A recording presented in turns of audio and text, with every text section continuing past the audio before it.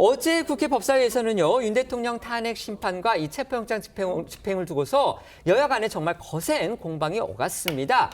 그런데 회의, 결국 민주당 소속의 정청래 위원장이 이 말을 함으로써 파행까지 됐습니다. 여당에서 헌재와 탄핵소추 대리인단 간 이제 사전 교감 가능성을 지적하면서 공방이 오가던 가운데 이를 국회 탄핵소추단장이자 법사위원장인 정청래 위원장이 반박하는 과정에서 회의가 파행으로 이어진 건데요. 여당이 탄핵소추안에서 내란죄를 제외한 점을 문제 삼고 있지만 윤석열 대통령은 내란죄로 사형 선고를 받을 것이니 걱정할 필요가 없다고 한 발언이 논란이 됐습니다. 어제 상황 보고 오시겠습니다.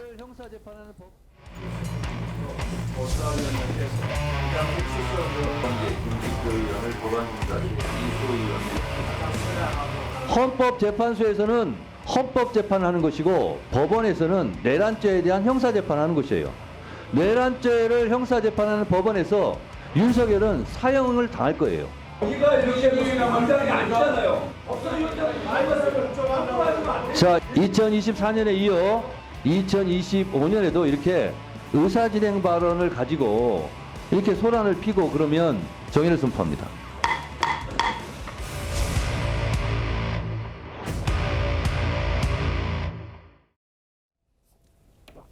윤석열 대통령 탄핵 심판의 본 심리가 열리기도 전에요. 지금 국회 측 대리인단이 이 내란죄, 그러니까 탄핵 사유 중에서 내란죄를 처리하겠다 이렇게 밝힌 것을 둘러싸고서 여야의 간의 공방이 아주 치열합니다. 어제 국회 측 대리인단은 그걸 두고서 이건 그 내란죄에 대해서는 형법적인 문제이기 때문에 그건 형사 재판에서 판단하면 될 일이고 헌재 재판이기 때문에 헌법 재판이기 때문에 탄핵 사유로서 그 부분만 들여다보면 된다. 따라서 내란죄를 철회했다는 얘기는 근본적으로 성립되지가 않는다. 지금 이렇게 주장을 했습니다.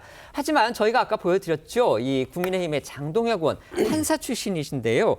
국회를 통과한 탄핵소추 의결서 내용을 그 문건을 들이대면서 거기에 구체적으로 하나하나 문장을 읽었습니다. 그런데 거기에 보면 그 국회를 통과한 탄핵소추 의결서에서 분명히 내란죄, 그다음에 개헌법 위반, 직권남용 이렇게 형사법상, 그러니까 형법상의 여러 가지 범죄를 위반한 거 이것이 분명한 탄핵 사유라고 적시를 한 것으로 그렇게 드러나 있기 때문에 그런 부분을 빼면 이거는 탄핵소추 의결서 자체가 변경된 걸로 이렇게 봐야 되기 때문에 그 탄핵 의결 자체를 국회에서 다시 해야 된다. 지금 이렇게 주장하고 나섰습니다. 양측의 입장 어떻게 평가하십니까? 저는 정치적 논란은 이렇게 있을 수 있다고는 보지만 제가 생각했을 때는 좀 이 국민의힘이 침소봉대를 하고 있는 것이 아닐까 하는 생각이 듭니다.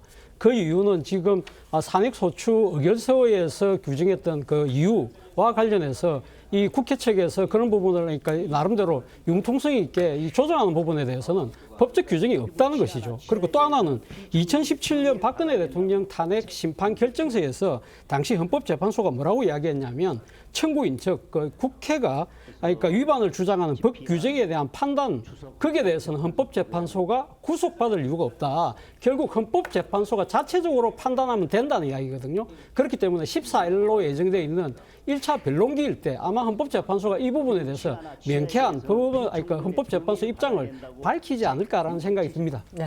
이게 지금 대통령의 내란과 관련한 탄핵 심판이기 때문에 굉장히 심각한 쟁점입니다. 정청래 의원이 그 아주 툭하면 말하듯이 정말 사형 아니면 무기징역 아니면 무기금고라는 것 아니겠습니까? 그럼에도 불구하고 대통령에 대한 체포영장을 집행할 때도 그렇고 그다음에 지금 헌법재판소에서 내란죄를 사실상 철회하는 문제도 그렇고 법리적으로는 아무 문제가 없으니까 융통성 있게 하자고 하는 민주당의 주장의 내면에는 어떻게 해서든지 탄핵 심판을 속전속결로 하겠다라는 정치적 의도를 삼척동자도 읽을 수가 있습니다. 이런 이슈야말로 융통성이 중요한 게 아니라 원리 원칙입니다.